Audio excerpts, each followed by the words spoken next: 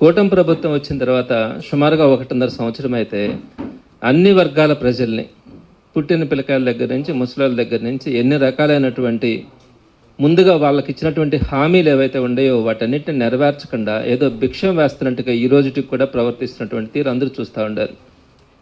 ఇకపోతే ఎంప్లాయీస్ పరంగా వచ్చేటప్పటికి పాపం ఎంప్లాయీస్ గడిచిన 1.5 సంవత్సరంగా వాళ్ళు ఏదో ఒక విధంగా గవర్నమెంట్ నెరవేర్చాలా అని చెప్పి ఆశతో వాళ్ళందరూ కూడా ఎదురు చూస్తున్నారు. అయితే 2 రోజుల పాటు సీఎం గారు నేరుగా ఉద్యోగ సంఘాలందరినీ కూడా పిలిపించి వారితో సమావేశాలు నిర్వహిస్తూ ఉంటే అందులో కూడా దీపావళికి ముందు జరుగుతున్నటువంటి పరిణామాలను చూసి ఉద్యోగస్తులు కానీ మేము కానీ అందరం కూడా అనుకున్నాం, 4 డిఏలు పెండింగ్ ఉన్నాయి, వాటన్నిటిని కూడా ఇస్తారు, పిఆర్సీ కమిషన్ని వేస్తారు, అలానే ఐఆర్ ఈ లోపల ఐఆర్ని రిలీజ్ చేస్తారు, 30% ఐఆర్ని రిలీజ్ చేస్తారు, అలాగనే ఏదైతే పెండింగ్లో ఉన్నాయో అరియర్స్ వాటన్నిటిని కూడా రిలీజ్ చేస్తారని చెప్పి ప్రతి ఒక్క ఎంప్లాయీ కూడా ఆశతో ఎదురు చూసినారు.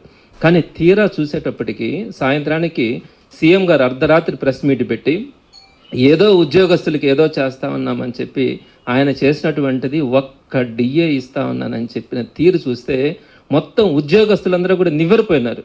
ఏంటిది, 4 డిఏలు పెండింగ్ ఉంటే ఒక్క డిఏ ఇవ్వడం, పిఆర్సీ గురించి కానీ పిఆర్సీ కమిషన్ వేస్తున్నానని కానీ ఈ లోపల ఐఆర్ ఇవ్వడం కానీ ఈ లోపల ఏదైతే పెండింగ్ బకాయిలు ఉన్నాయో వాటన్నింటినీ ఇవ్వాలన్న ఆలోచన కానీ ఈ విధమైనటువంటి ఎక్కడా కూడా ఆలోచన చేయకుండా ఒక్క డిఏ, ఆ డిఏ ఇచ్చినటువంటి తీరు కూడా దానికి సంబంధించినటువంటి జీవోలో కూడా ఎంత ఘోరమైనటువంటి మోసం కనపడతా ఉందన్నది నేను మీ ద్వారా ప్రభుత్వాన్ని డిమాండ్ చేయదలుచుకున్నాను. జగన్ 4 డిఏలు పెండింగ్ పెట్టిపోయినాడు, అందులో మేము ఒక్క డిఏని ఇస్తా ఉన్నామని చెప్పినారు. జగన్మోహన్ రెడ్డి గారు కేవలం 5 సంవత్సరాల పాలనలో మామూలుగా 6 నెలలకు 1 డిఏ ఇవ్వాలా, 5 ఏళ్లకి 10 డిఏలు ఇవ్వాలా.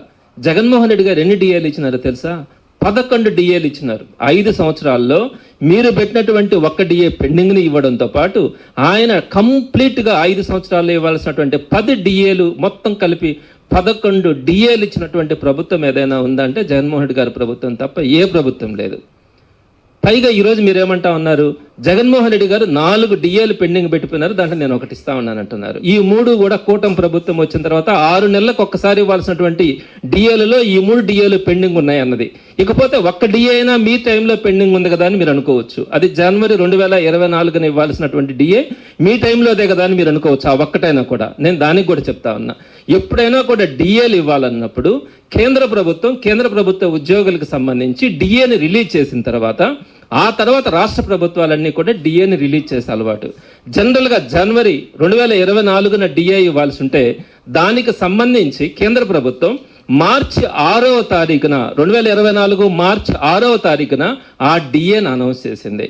అంటే కేంద్ర ప్రభుత్వం మార్చి 6న డిఏ రిలీజ్ చేసిన తర్వాత దాని తర్వాతనే రాష్ట్ర ప్రభుత్వాలు డిఏని అనౌన్స్ చేయాల్సి వస్తుంది.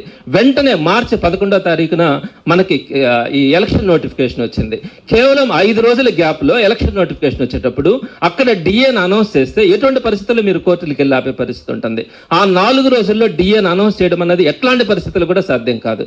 కాబట్టి ఆ మార్చిలో ఇవ్వాల్సినటువంటి డిఏ అది ఎలక్షన్ నోటిఫికేషన్ వచ్చింది కాబట్టి అది కూడా మీ ప్రభుత్వం రాగానే దాన్ని ఇచ్చి ఉండాలా. జగన్మోహన్ రెడ్డి గారు అయితే అదే పని చేశారు. సో మొత్తం మీద మీరు ఒకసారి గమనించండి, జగన్మోహన్ రెడ్డి గారి గవర్నమెంట్ లో మొత్తం 11 డిఏలు ఇచ్చి 5 సంవత్సరాలలో ఒక్క డిఏ కూడా ఆయన పెండింగ్ లేకుండా చేసినటువంటి ఘనత ఆయనదైతే ఈ 4 డిఏలు కేవలం మీ ప్రభుత్వంలో మీరు ఇవ్వాల్సినటువంటి డిఏలు ఇవ్వకుండా 16 నెలలు అంటే 17 నెలల కాలం గడిపి ఈ రోజు 6 నెలలకు ఒక్కసారి ఇవ్వాల్సినటువంటి డిఏ ఒక్క డిఏ నేను ఇస్తా ఉన్నాను, మీరు దీపావళి పండగ చేసుకోండి అని ఎంప్లాయీస్ని మాట్లాడితే అది ద్రోహం కదా, అది పండగ అవుతుంది అంటారా? ఎక్కడైనా కూడా ఈ విధమైనటువంటి ఆలోచన చేస్తారా? ఈ డిఏ అరియర్స్ అన్నింటినీ కూడా మీరు రిటైర్ అయ్యేటప్పుడు ఇస్తామని చెప్పినటువంటి ఘనత ఈ ప్రభుత్వానిది. ఎక్కడ కూడా భారతదేశంలో ఇప్పుడు దాకా ఏ రాష్ట్ర ప్రభుత్వం కూడా ఈ విధంగా డిఏ అరియర్స్ ఏదైనా కనుక్కుంటే వాటిని మీరు రిటైర్ అయ్యే రోజున ఇస్తామని చెప్పినటువంటి ప్రభుత్వం ఏదైనా ఉందంటే ఈ రోజున కూటమి ప్రభుత్వమే. ఎప్పుడు చెప్పలా, ఎవరు చెప్పలా. ఎవరైనా ఇవ్వాలనుకుంటే ఇస్తారు, లేదనుకుంటే ఒక 4 ఇన్స్టాల్మెంట్ 5 ఇన్స్టాల్మెంట్స్ టైం తీసుకుంటా ఉన్నామని ఒక జియో ఇచ్చి ఆ జియో ప్రకారం ఇన్స్టాల్మెంట్స్ ఇచ్చినటువంటి పద్ధతి చూసినామే కానీ రిటైర్మెంట్ రోజున ఇస్తామని చెప్పినారు.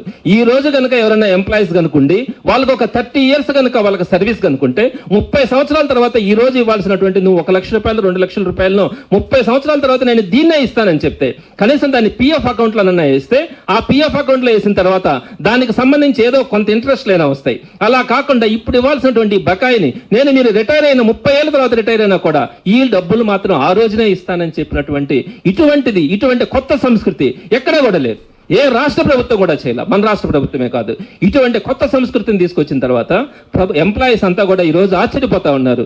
మీరు తీసుకొచ్చినటువంటి ఈ సంస్కృతి భవిష్యత్తులో ప్రతి దగ్గర కూడా అరియర్స్ విషయంలో ఈ విధంగా కనుక వెళ్తే ప్రభుత్వ ఉద్యోగుల పరిస్థితి ఏమవుతా ఉంది, ఏ విధంగా వాళ్ళకి సంబంధించినటువంటి హక్కులు కాపాడుకునే పరిస్థితి ఉంటుందని ఈ రోజు మరి అందరూ కూడా ఆలోచించాలా. ఎక్కడ కూడా లేనటువంటి సంస్కృతిని చంద్రబాబు నాయుడు గారు తీసుకొచ్చినారు. దీన్ని జగన్మోహన్ రెడ్డి గారి ప్రభుత్వం వైఎస్ఆర్సీపీ పార్టీ తప్పకుండా కూడా దీన్ని ఖండిస్తా ఉంది. దీన్ని ఎటువంటి పరిస్థితుల్లో ఒప్పుకునేది లేదని కూడా తెలియజేస్తా ఉన్నాం. ఇంకొకటి విషయంకి వచ్చేటప్పటికి పిఆర్సీకి సంబంధించి సుమారుగా ఇప్పటికి ఎన్ని నెలలైంది? 2 సంవత్సరాల 3 నెలలు పిఆర్సీ కాల పరిమితి అయిపోయింది. కొత్త పిఆర్సీని వేయాల్సిన పరిస్థితి ఉంది. జగన్మోహన్ రెడ్డి గారు ఏదైతే 2023 జూలైన పిఆర్సీకి సంబంధించి కాల పరిమితి అయిపోయిందో వెంటనే ఇమీడియట్ గా ఆగస్టు నెలలో పిఆర్సీకి సంబంధించినటువంటి కమిషన్ వేసి ఆ కమిషన్ ఇచ్చినటువంటి రిపోర్టు ప్రకారంగా నేను పిఆర్సీని ఇస్తానని చెప్పి వెంటనే కమిషన్ వేస్తే మీరు ఒక 6 నెలల్లో మీ ప్రభుత్వం వచ్చిన తర్వాత వేసినటువంటి కమిషన్ చేత రిజైన్ చేయించినారు. మీరు ఎక్కడైనా కూడా ఉంటుందండి, మీరు పెట్టదాన్ని కానివ్వరు. ఏదైతే జగన్మోహన్ రెడ్డి గారు కాల పరిమితి అయిపోగానే ఎప్పుడూ లేనట్టుగా ఇమ్మీడియట్ గా అదే నెలలో ఎప్పుడైనా కూడా పిఆర్సీ కమిషన్ వేయమని ఉద్యోగ సంఘాలు డిమాండ్ చేసిన తర్వాత వేసే పరిస్థితి ఉంటే జగన్మోహన్ రెడ్డి గారు కాల పరిమితి అయిపోగానే 2023 ఆగస్టు నెలలోనే పిఆర్సీ కమిషన్ వేసినారు. ఆ కమిషన్ని మీరు వచ్చిన తర్వాత దాన్ని రిజైన్ చేయించినారు. ఈ రోజుకి 2 సంవత్సరాల 3 నెలలైంది పిఆర్సీ కాల పరిమితి పూర్తయి. ఈ రోజుకి కూడా పిఆర్సీ గురించి కాదు కదా, కనీసం పిఆర్సీ కమిషన్ వేస్తామని కూడా మీరు చెప్పలే. కమిషన్ వేసిన తర్వాత కూడా 1 సంవత్సరం పడుతుంది ఆ కమిషన్ రిపోర్ట్ వచ్చిన తర్వాత పిఆర్సీని ఇంప్లిమెంట్ చేయడానికి. దాని గురించి అయినా మీరు నిన్న ఉద్యోగ సంఘాలతో మాట్లాడిన దాంట్లో మీరు ఏమన్నా ప్రస్తావించారా? పిఆర్సీ కమిషన్ వేస్తున్నామని ఎక్కడైనా చెప్పినారా? కనీసం చెప్పలే. ఇది మోసం కాదా, దగా కాదా? ఉద్యోగస్తులు ఏం చేయాలనుకుంటా ఉన్నారు? పోనీ పిఆర్సీ వేసినప్పుడు ఆనవాయితీగా ఏం జరుగుతూ ఉంది? ఐఆర్ ఇస్తారు, ఇంట్రీమ్ రిలీఫ్ ఇస్తారు. ఇప్పటికి 2 సంవత్సరాల 3 నెలల కాలం అయితే పిఆర్సీ అనౌన్స్ అయిపోగా పిఆర్సీ కమిషన్ వేయకపోగా కనీసం ఐఆర్ కూడా అనౌన్స్ చేయనటువంటి పరిస్థితి ఏ రాష్ట్రంలోనైనా ఉందేమో మీరు ఒక్కసారి గమనించుకోండి. మన రాష్ట్రంలో అయితే ఎప్పుడు లేదు, ఏ రాష్ట్రంలో కూడా లేదు. 2 సంవత్సరాల 3 నెలల కాలంలో ఇప్పటిదాకా కూడా ఐఆర్ని రిలీజ్ చేయకపోవడం, అనౌన్స్ చేయకపోవడం మీరు చేసినటువంటి పెద్ద తప్పు, ఉద్యోగులకు చేసినటువంటి పెద్ద దగా అని కూడా తెలియజేస్తా ఉన్నాను. ఇకపోతే కోవిడ్ టైంలో జగన్మోహన్ రెడ్డి గారు కోవిడ్ ఉన్నా కూడా ఆ రోజు ఇమీడియట్గా 23% పిఆర్సీ ఇస్తే మీరు ఏం మాట్లాడినారు? ఆ రోజు రివర్స్ పిఆర్సీ 27% ఇస్తానన్నారు, 23% ఇచ్చినారు అని చెప్పినారు. ఎలక్షన్స్కు ముందు అదే చెప్పినారు. మొన్న అసెంబ్లీలో కానీ కౌన్సిల్లో కూడా మీరు 23% ఇచ్చినామని మీరు హేళన చేసి మాట్లాడినారు. అయితే మీరు హేళన చేసి మాట్లాడిన వాళ్ళు ఈరోజు మీరు రాగానే మీరు ఇవ్వాలిగా. మీరు వచ్చి కూడా 1.5 సంవత్సరం దాటిపోయిందిగా. ఈ రోజుకి కొత్త పిఆర్సీ వేయాలి కదా. కొత్త పిఆర్సీ ఈ రోజుకి కూడా మీరు ఆలోచన చేయకపోవడం, ఐఆర్ ఇవ్వకపోవడం, మీరు ఏం చేయాలనుకుంటా ఉన్నారు ఎంప్లాయీస్ అన్నది మీ ద్వారా నేను ప్రభుత్వాన్ని కూడా డిమాండ్ చేస్తా ఉన్నాను. బకాయిలు, ఈ అరియర్స్ అంటారు. స్వాతంత్రం వచ్చినప్పటి నుంచి జగన్మోహన్ రెడ్డి గారి ప్రభుత్వం దిగిపోయేంత వరకు మీరు ఇచ్చినటువంటి శ్వేతపత్రం ద్వారా, మీరు అధికారంలోకి రాగానే ఇచ్చినటువంటి శ్వేతపత్రం ద్వారా 22,000 కోట్ల ప్రభుత్వ ఉద్యోగులకు సంబంధించినటువంటి బకాయిలు ఉన్నాయని మీరు ఒక వైట్ పేపర్ రిలీజ్ చేసినారు. మీరు ఏం చెప్పినారు ఎలక్షన్స్ కు ముందు? అందరినీ మోసం చేసినట్టుగానే ఉద్యోగస్తులు కూడా మీరేం చెప్పినారు?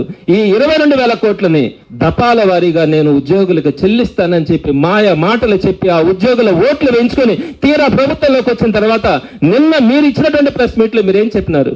22,000 కోట్ల బకాయిలు ఉన్నప్పుడు మీరు కొంతైనా చెల్లించుంటాయి, తగ్గకపోగా నిన్న మీరు చెప్పినటువంటిదే 34,000 కోట్ల అరియర్స్ ఉన్నాయని చెప్పినారు. మీరు ఇచ్చినటువంటి శ్వేతపత్రం ద్వారా ప్రభుత్వంలోకి రాగానే 22,000 కోట్లు బకాయిలు ఉన్నాయని చెప్పిన వాళ్ళు వాటిని మేము చెల్లిస్తామన్నప్పుడు ఈ రోజుకి 10,000 కోట్లు 15,000 కోట్లకు తగ్గుంటాలని ఆశిస్తారు.